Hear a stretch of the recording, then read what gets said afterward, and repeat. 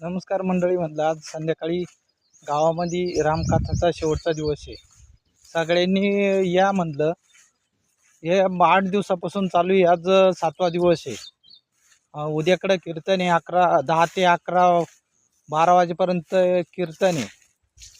त्याच्यामुळं म्हटलं चला व्हिडिओ काढून तुम्हाला टाकून देऊ. कारण आम्ही